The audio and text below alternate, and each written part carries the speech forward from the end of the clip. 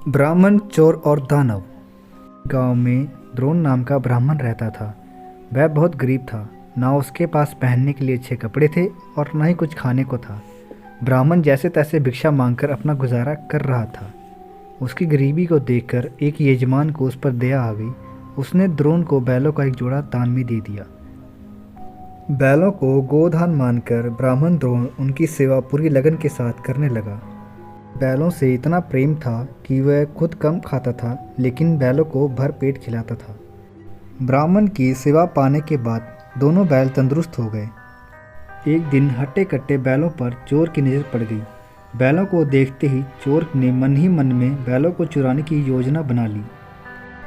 योजना बनाने के बाद रात होते ही चोर ब्राह्मण के घर बैल चुराने के इरादे से निकल गया। कुछ दूर चलते ही चोर का सामना एक भयानक राक्षस से हुआ। राक्षस ने चोर से पूछा, तुम इतनी रात को कहाँ जा रहे हो? तुम्हें डर नहीं लगता? चोर ने कहा, मैं ब्राह्मण के घर बैल चुराने जा रहा हूँ।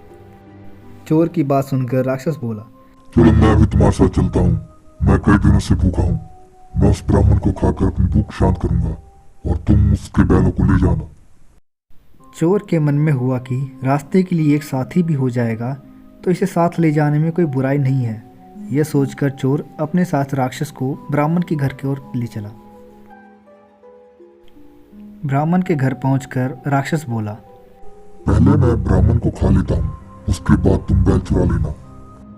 चोर ने कहा, नहीं, पहले मैं बैल चुराऊंगा, उसके बाद तुम ब्राह्मण को खा लेना। अगर तुम्हारे आक्रमण से ब्राह्मण जाग गया तो मैं बैल नहीं चुरा पाऊंगा। फिर राक्षस बोला, जब तुम बैल खोलोगे तो उसकी आवाज से भी ब्राह्मण जाग कर अपनी रक्षा कर सकता है। मैं इस चक्कर में भूखा रह जाऊंगा। राक्षस और चोर दोनों इसी तरह बहस करते रहे। एक दूसरे की बात मानने को उनमें से कोई तैयार नहीं था। उसी बीच राक्षस और चोर की आवाज़ सुनकर ब्राह्मण जाग गया।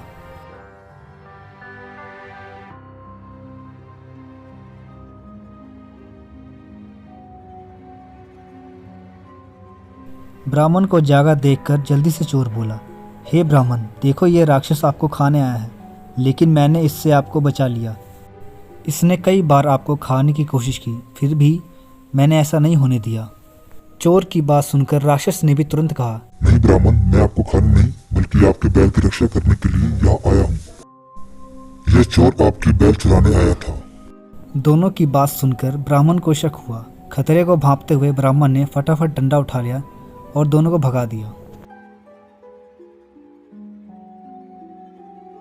कहानी से सीख, हमें हमेशा परिस्थिति के अनुसार काम करना चाहिए।